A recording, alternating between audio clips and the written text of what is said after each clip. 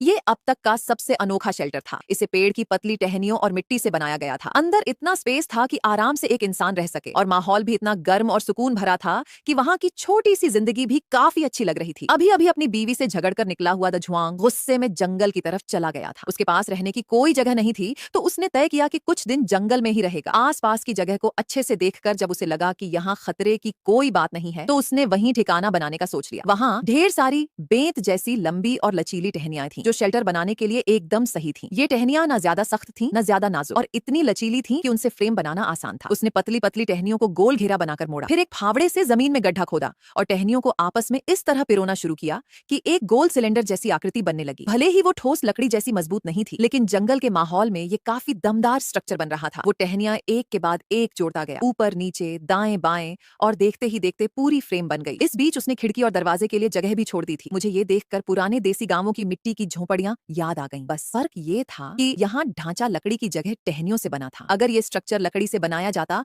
तो और टिकाऊ और सेफ होता, लेकिन जंगल में जो मिल रहा था वो भी वो पूरा इस्तेमाल कर रहा था। फिर दाजुआंग पहाड़ों से एक बाल्टी साफ झरने का पानी भर लाया और पास में पड़ी पीली मिट्टी में डाल दिया। उस पानी के साथ उसने सूखी घास मिलाकर उसे अच्छे से मिक्स किया, और जो मिट्टी बनी उसे देखकर कोई भी शब्द कम पड़ जाते। अब वो उसी मिट्टी को दीवार पर चढ़ाने लगा। क्योंकि उसका तैयार किया हुआ फ्रेम पहले से ही काफी मजबूत था, तो मिट्टी लगाना आसान हो गया। अंदर से भी बाहर से भी हर परत उसने पूरी सावधानी से लगाई। कोनों तक में उसने बिना छोड़े सारा काम बारीकी से किया। थोड़ी देर बाद उसकी मेहनत से मजबूत मिट्टी की दीवारें बनकर खड़ी हो चुकी थीं। जंगल में लकड़ी के अलावा काई भी भरपूर थी, और अगर उसे इकट्ठा कर लिया जाए तो शेल्टर को हरा भरा बनाया जा सकता था। दिख रहा था कि दाझुआंग अपने काम से बेहद खुश था। उसने कुछ टहनियां लेकर उन्हें जोड़कर एक गोल छत भी बना ली। कहते हैं ना, जुगाड़ और हुनर साथ हो तो सब कुछ मुमकिन है। उसने भी अपने हाथों से पूरा ढांचा इतनी सफाई से तैयार कर लिया। ऊपर की सतह पर हरी घास की परत बिछा दी, जिससे उसका घर पूरा नेचर के साथ मिक्स हो गया। छत के बीच में थोड़ा सा हिस्सा उसने खुला छोड़ा था, ताकि वो चिमनी का काम कर सके। अब उसे एक स्मोक पाइप जैसा कुछ बनाना था, तो उसने बची हुई टहनियों से एक फ्रेम बनाया और ऊपर की तरफ उस पर फिर से मिट्टी चढ़ा दी, ताकि वो अच्छे से फिक्स हो जाए। नीचे वाले हिस्से की टहनियों को भी उसने मिट्टी से पूरी तरह से ढक दिया था। देखने में भले ही थोड़ा रफ लग रहा था,